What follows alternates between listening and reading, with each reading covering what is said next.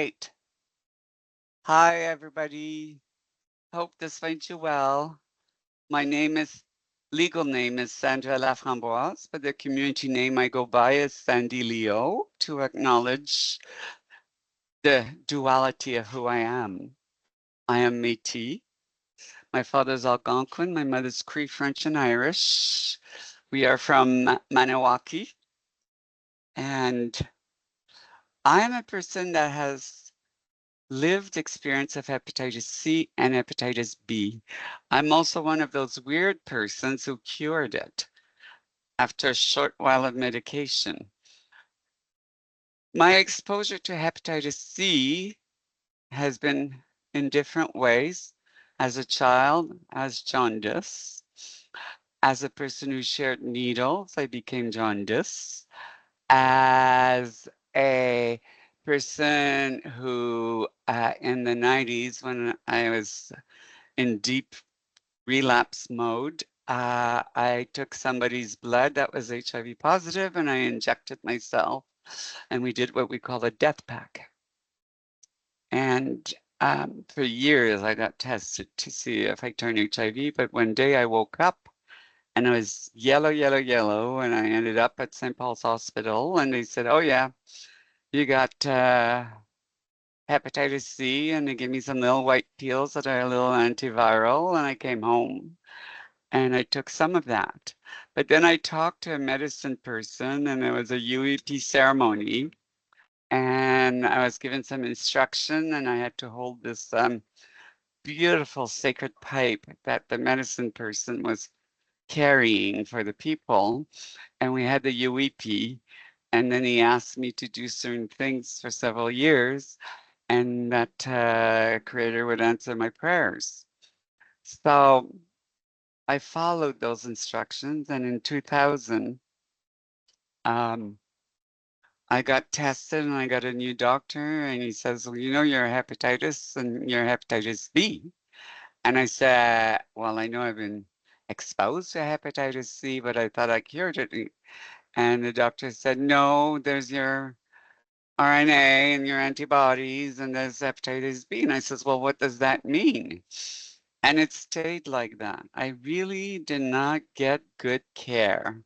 So I continued doing some old folklore type of medicine, quote unquote, according to the medical establishment. But it worked. It kept me good and it kept me well. But as I grow older, I had a lot of fear around hepatitis C and didn't really worry about hepatitis B because I had the antibodies, so I'm told. So in the fall of 2023, in doing my 3 to 6 months blood testing to see where it's at, my hepatitis C proteins were high. And so I said, okay, I need to connect with the hepatitis C programs out here. And I did. And the person said, "Oh, I'm not worried about your hepatitis protein, but I am worried about your hepatitis B." And I'm like, okay, what does that mean? So as a Métis person with lived experience of this viral health issue, I found it really hard to live through um, what has happened. But that happens a lot to our people, to those of us who are past drug consumers or indigenous people within the system. And so a couple of years back, I decided that I would also do some stuff, and I started advocating. And for CAN, I got into one of their societies called the Hepatitis C Warrior Societies. I got elected chair by the community people then, and we developed a document. And with the University of Saskatchewan and Dr. King, I sat on the Indigenous National Roadmap and learned a lot, and we're still weaving that together. And in BC, I got in with the BC Hepatitis Roadmap, that's out of the BCCDC Center and out of Hepatitis BC Network. And I learn a lot. But the one thing I learn more than anything is what's not there for us, you know, and that's interesting. When we're trying to find strategies, quote unquote, to eliminate hepatitis, viral hepatitis, which I don't believe you will, based on human behaviors.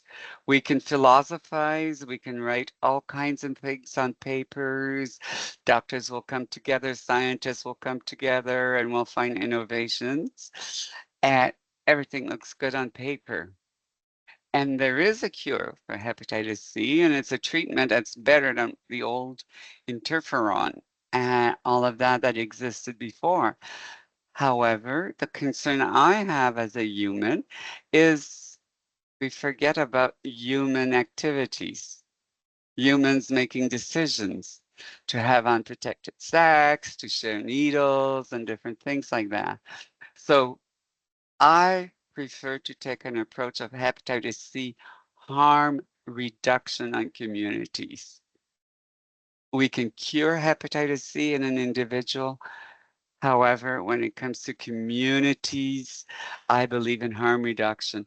And that's an important aspect, especially when we talk about people who utilizes and share needles in drug use. We ought to review all of the drug policies that exist, not only at the federal level, but at the provincial levels, at the city levels, and look at it from a harm reduction model. So here's this thing that I see.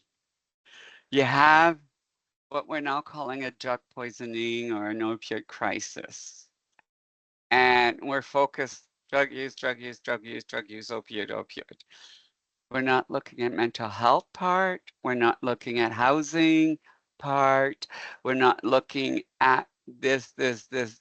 And most of the models that exist within the healthcare system these days is total abstinence that we know doesn't work.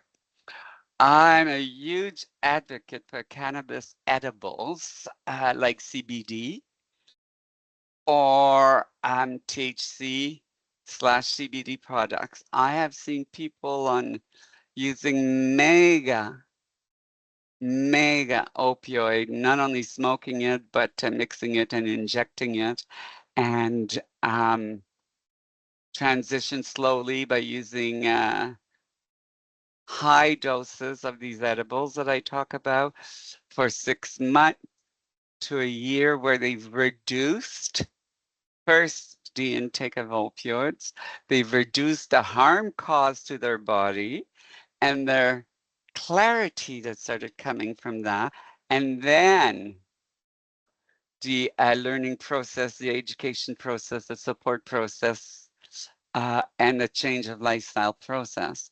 But from the start to all of it, we have to do what I call wraparound care.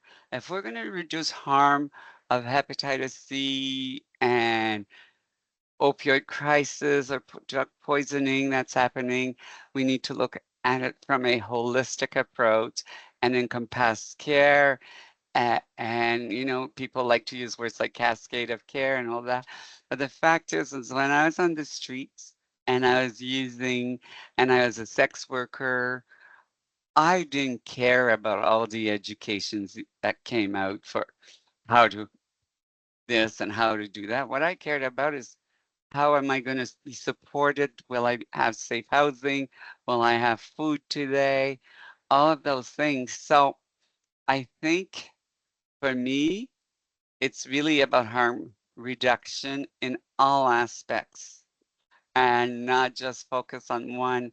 And yet I know that World Hepatitis is coming up, and I want to celebrate that in honoring all the people that we've lost through this world issue.